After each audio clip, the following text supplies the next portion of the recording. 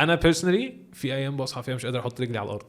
يعني انا مش قادر انزل من على السرير، سواء بقى نفسيا جسديا ايا كان. انا مش حابب الشغل النهارده. ممكن اكون بحبه في المطلق، مش بنكر فكره ان انا بحب مجال ال&دي او الكارير كوتشنج او كده، بس مش كل يوم طبعا. فانت شايف المفروض نتعامل مع ده ازاي، او نتعامل بشكل واعي مع الحته دي ازاي؟ فكر في الرضا وما تفكرش في الشغف. فكر في هل انا شخصيتي مناسبه للشغلانه دي ولا لا. دي بس الحاجه اللي انت تتاكد منها، عشان عكس كده هتبقى مخنوق قوي من اول دقيقه. لكن بتعمل حاجه حاسس ان انت لا دايس فيها، فغالبا دي الى حد ما مناسبه لشخصيتك. الشغل بقى اللي هو نازله عشان تاكل عيش مش هيبقى فيه كده. لا طبعا هيبقى فيه مشاكل، وهيبقى فيه خناقات، وهيبقى فيه انت مش قادر تروح، وهيبقى فيه مدير قرفك حتى لو الشغل انت حابه، وهيبقى فيه شغل انت حابه بس اشتغلته كتير قوي فعايز تريح، وحاسس ان انت مخنوق منه، وحاسس ان انت مش قادر تعمل كده دلوقتي. انا في ايام كانت بتعدي عليا مش قادر اعمل سيشنز، يعني تعبان مش قادر، خلاص استنزفت تماما. ايام بتعدي عليا مش قادر اقف ادي تريننج، خلاص مش قادر، يعني قافله معايا مع اني بحبه جدا. بس الفرق ايه بقى؟ الفرق ان انت لما بتقعد فتره تحس ان هو وحشك.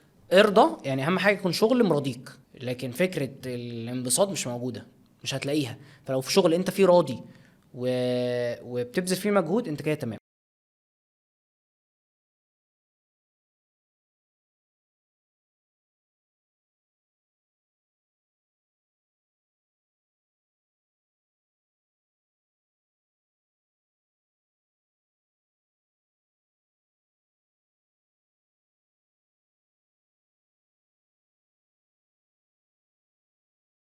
انا بيرسونالي في ايام بصحى فيها مش قادر احط رجلي على الارض.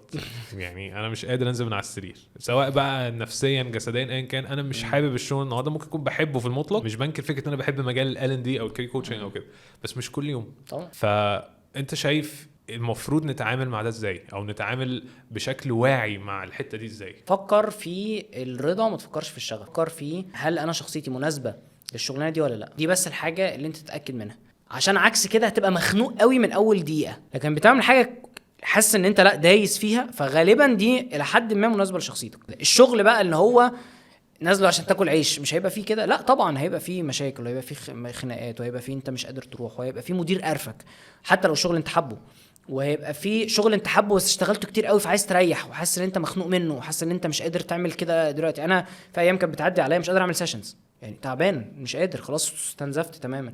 ايام بتعدي عليا مش قادر اقف ادي تريننج، خلاص مش قادر، يعني قافله معايا مع اني بحبه جدا. بس الفرق ايه بقى؟ الفرق ان انت لما بتقعد فتره تحس ان هو وحشك. ارضى، يعني اهم حاجه يكون شغل مرضيك، لكن فكره الانبساط مش موجوده، مش هتلاقيها. فلو في شغل انت فيه راضي وبتبذل فيه مجهود، انت كده تمام.